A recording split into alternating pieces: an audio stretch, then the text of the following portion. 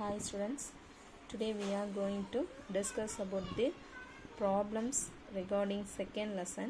The following graph represent the current versus voltage and voltage versus current for the six conductors A, B, C, D, E and F.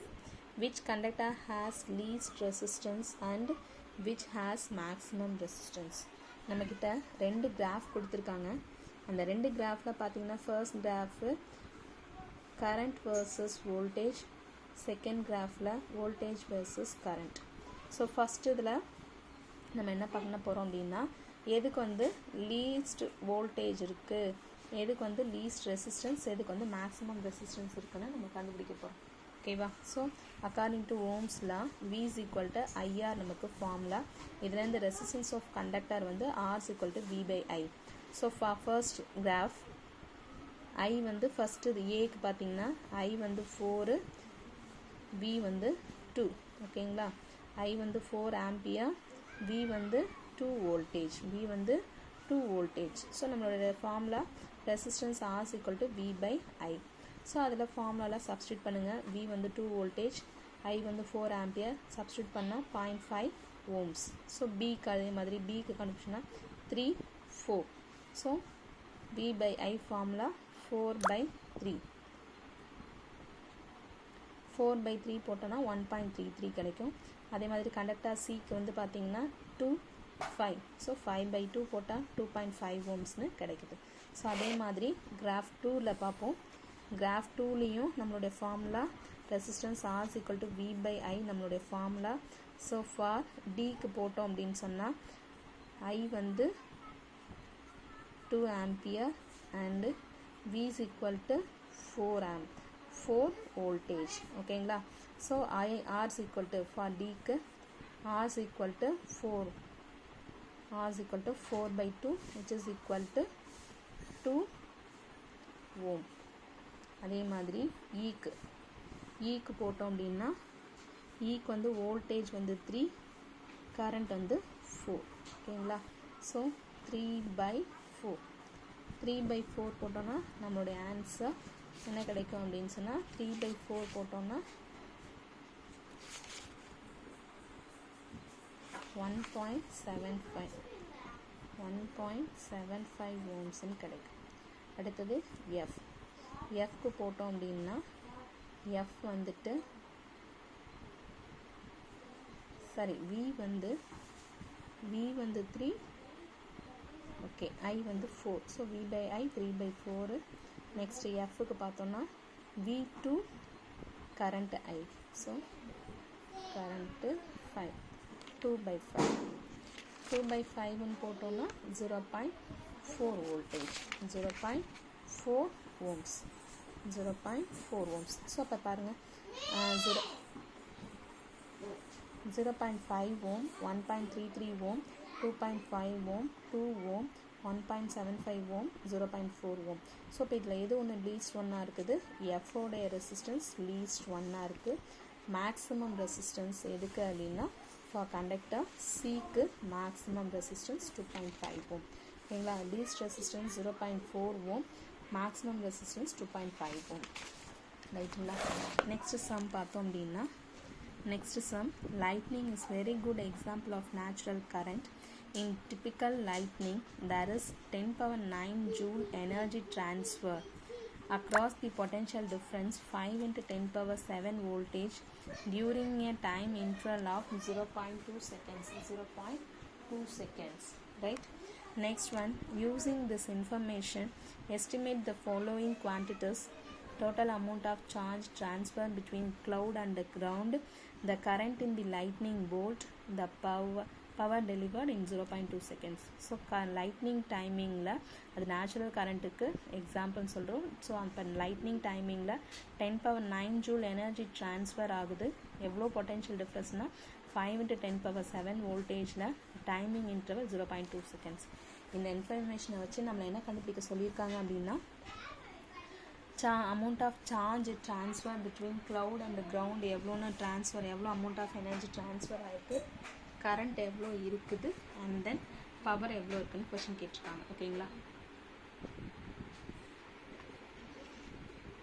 Lightning டைமிங்கில் energy நமக்கு எவ்வளோ இருக்குது அப்படின்னு பார்த்தோன்னா is equal to 10⁹ joule energy இருக்குது. And potential energy பார்த்தீங்கன்னா V is equal to 5 × 10⁻7 voltage. உங்களுடைய time interval time t is equal to 0.2 seconds. ஓகேங்களா. இப்போ நம்மளை கொஷின் கேட்டிருக்கிறது amount of charge transfer between cloud and ground. So charge Q is equal to IT. எதுலேருந்துன்னா current I is equal to charge per time. So இதுலேருந்து நம்ம Q is equal to ITன்னு எடுத்துக்கிறோம். ஓகேங்களா. அதை இப்போ நம்ம கண்டுபிடிக்கிறதுக்கானது I நம்மக்கிட்ட கண்டுபிடிக்கணும், நம்மக்கிட்ட இல்லை, T இருக்குது. ஸோ I கண்டுபிடிக்கணும். அதுக்கு முன்னாடி current in the lightning bolt, current in the lightning bolt E is equal to VIT, E is equal to VIT. இது நமக்கு தெரியும். எனர்ஜியிலேருந்து formula energy is equal to VITங்கிறது நமக்கு ஏற்கனவே கண்டுபிடிச்சிருக்கோம். ஸோ அதில் வந்துட்டு எடுத்தோம் அப்படின்னா E is equal to VITலேருந்து I is equal to E/VT. Eங்கிறது எனர்ஜி, Vங்கிறது பொட்டென்ஷியல் எனர்ஜி, Tங்கிறது டைம். மூணுமே இருக்குது. இருக்கிற மூணு வேல்யூம் கிவன் வேல்யூஸை அதில் சப்ஸ்டியூட் பண்ணுங்கள். E 10⁹, V 5 × 10⁻7, time 0.2. ஓகேங்களா. ஸோ இதை நம்ம இது சப்ஸ்டியூட் பண்ணி சிம்பிளிஃபை பண்ணோம் அப்படின்னா 10⁻9 அப்படியே இருக்குது, +7 மேலே போச்சுன்னா -7, 0.2 × 5 மல்டிப்ளை பண்ணோன்னா நம்ம கிடைக்கிறது 10 கிடைக்கும். ஸோ தட் மீன்ஸ் 1 மாறிட போகுது, அவ்வளோதான். ஸோ இப்போ 1 × 10⁻2, 10⁻2னா 10² மீன்ஸ் 100 ஆம்பியர். ஸோ கரண்ட்டோட value 100 ampere. Then the charge Q is equal to IT. So 100 × Tயோட வேல்யூ 0.2. ஸோ மல்டிப்ளை பண்ணோன்னா Qவோட வேல்யூ 20 கூலும். ரைட்டா. Next one power delivered. Power டெலிவர்டுக்கு formula P is equal to VI. P is equal to VI. V நம்மக்கிட்ட இருக்குது, ஐயோட value நம்ம கண்டுபிடிச்சிருக்கோம். சப்ஸ்டியூட் பண்ணுவோம்.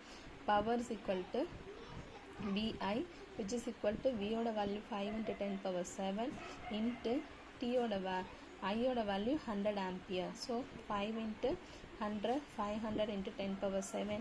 இதை இன்னுமே நம்ம அப்படி போடாமல் கூட இந்த 100 10² எழுதணும் அப்படின்னா 5 × 10⁻7 × 10⁻2. ஸோ பேஸ் ரெண்டும் ஈக்குவல் இருந்துச்சுன்னா பவர் ரெண்டு ஆட் பண்ணிப்போம். ஸோ 5 × 10⁻9 வோல்ட், 9 வாட்னு எழுதலாம். So 10⁻9 means giga. So P is equal to 5 gigawatt. ஓகேங்களா. நெக்ஸ்ட் ஒன் பார்த்தோம் அப்படின்னா next sum. A copper wire of 10⁻6 meters square area of cross section carries a current of 2 ampere. If the number of electrons per cubic meter is 8 × 10⁻28, calculate the current density and average drift velocity. So cross sections area of copper wire நம்ம summer ஒரு தடவை நல்லா படிச்சுப்போம். cross section of copper wire கொடுத்துருக்காங்க and number of electrons கொடுத்துருக்காங்க and then 2 ampere கொடுத்துருக்காங்க. So number of electrons, current and then area of cross section NIA 3 கொடுத்துருக்காங்க. calculate the current density J and the average drift velocity VD. இது ரெண்டுமே கேட்டிருக்காங்க. ஓகேங்களா. So current டென்சிட்டிக்கு formula J is equal to I/A. ஐங்கிறது current, ஏங்கிறது area of cross section. So current வந்து 2 ampere, area of cross section 10⁻6. So -6 மேலே போச்சுன்னா 10⁻+6. So current density J is equal to 2 × 10⁻6 ampere per meter square. Average drift velocity VD is equal to formula I is equal to VDNEAங்கிறது formula. I is equal to VDNEAங்கிறது formula. இதுலேருந்து VD is equal to I divided by NEA அப்படின்னு நம்ம formula எடுத்துப்போம். So அந்த ஃபார்முலாவில் I நமக்கு கொடுத்துருக்காங்க, நம்பர் ஆஃப் எலக்ட்ரான்ஸ் கொடுத்துருக்காங்க, சார்ஜ் ஆஃப் எலக்ட்ரான்ஸ் தெரியும், ஏரியா ஆஃப் கிராஸ் செக்ஷன் நமக்கு தெரியும். ஸோ கிவன் வேல்யூஸ் எல்லாத்தையும் இதில் சப்ஸ்டியூட் பண்ணுவோம். Current value 2, number of electrons எவ்வளோ கொடுத்துருக்காங்க அப்படின்னா 8 × 10⁻28. ஸோ சப்ஸ்டியூட் பண்ணுங்கள். Charge of electron 1.6 × 10⁻90, area of cross section 10⁻6. அந்த வேல்யூ இதில் சப்ஸ்டியூட் பண்ணிவிடுவோம். சப்ஸ்டியூட் பண்ணிவிட்டு சிம்பிளிஃபை பண்ணோம் அப்படின்னு சொன்னால் நமக்கு ஆன்சர் 15.6 × 10⁻5 மீட்டர் பர் செகண்ட் அப்படிங்கிறது கிடைக்கும். ஸோ அதாவது நம்ம கிடைக்கிற ஆன்சர் +3 மேலே போச்சுன்னா -3. ஸோ 1/64 டிவைட் பண்ண இந்த ஆன்சர் கிடைக்கும். ஸோ அப்போ நம்ம பாயிண்ட்டை 1-2 டிஜிட் மூவ் பண்ணுறோம் அப்படின்னா தட் மீன்ஸ் என்ன ஆகும் அப்படின்னா 100ஆல் மல்டிப்ளை பண்ணி 100ஆல் டிவைட் பண்ணுவோம். மல்டிப்ளை பண்ணும்போது 15 பாயிண்ட்டுன்னு மாறிடும். இங்கே டிவைடில் இருக்கக்கூடிய 10² மேலே போச்சுன்னா 10⁻²ஆக போகும். ஸோ -3 -2 -5 மாறிடும். ஓகேங்களா. So next sum, the resistance of a nichrome wire at 0 degree Celsius 10 ohm if the temperature coefficient of resistance is 0.004 per degree Celsius. Find its resistance at boiling point of water. Boiling point of water means T is equal to 100 degree Celsius. Comment on the result. So இந்த question வந்து நம்ம கேட்டிருந்தாங்க last public எக்ஸாமில். Resistance of a nichrome wire at 0 degree Celsiusல R0 is equal to 10 ohm.